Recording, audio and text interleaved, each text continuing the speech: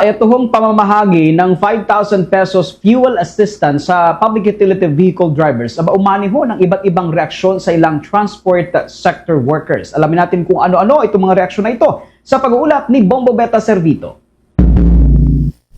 Ipinahayag ni Department of Social Welfare and Development Secretary Rex Gatchalian na aarangkada sa susunod na linggo ang distribusyon ng 5,000 pesos cash assistance sa public utility vehicle drivers. Bilang tulong sa patuloy na pagtaas ng presyo ng mga produktong petrolyo, bunsod ng tensyon sa Middle East. Dagdag pa niya, mayroon din silang nakalinyang pondo na maaring gamitin muli at ipamahagi sakaling magtuloy-tuloy ang tensyon sa Middle East. Kaugnay niyan, pakinggan natin ang naging pahayag ni Department of Social Welfare and Development Secretary Rex Gatchalian. So ang napagkasundoan namin ng mga alkalde ng Metro Manila at later on sa buong bansa ay by Tuesday next week, sisimulan na natin yung pagbigay ng tulong pinansyal na naghahalaga sa 5,000 pesos sa mga apektadong sektor. As soon as Tuesday, tuloy-tuloy na hutong aarangkada hanggang sa matapos namin. Gusto ko rin i-point out na ang GAA allocation or general appropriations ng AIX is at 60 plus billion na ang instruction ng ating Pangulo, that's at our disposal. Ibig sabihin, nilinya na namin kaagad yung 30 billion para kung tatagal pa tong krisis sa gitnang silangan, hindi to magiging isang beses lamang.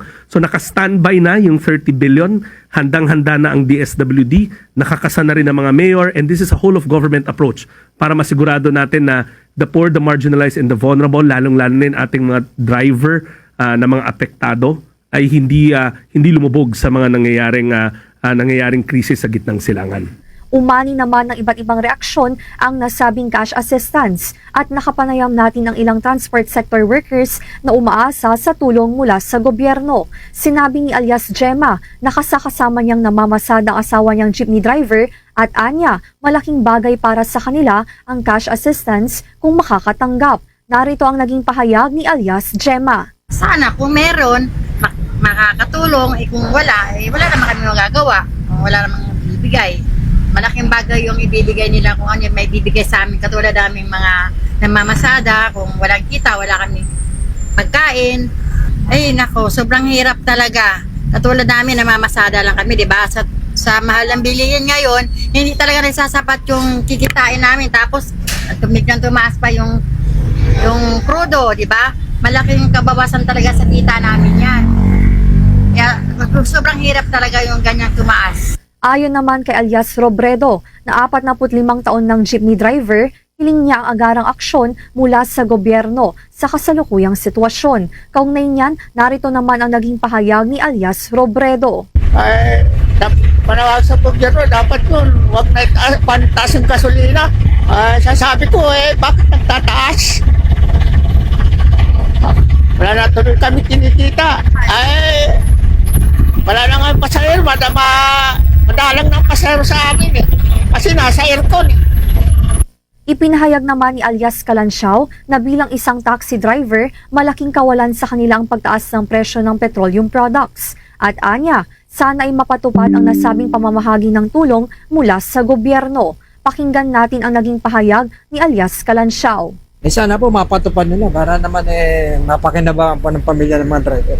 Ay, yun nga po, sana yung ganitong sitwasyon, dapat po ng gobyerno natin para naman po yung katulad po sa akin mga tsuper, para naman po hindi po mahirapan yung pamilya namin, para matustusan po namin yung pangangailangan po ng mga bata sa pang-araw-araw. Mayroong listahan ng mga drivers na manggagaling naman sa mga partner local government units na kailangang i-certify at magiging basehan ng Department of Social Welfare and Development sa paghahanda ng payroll.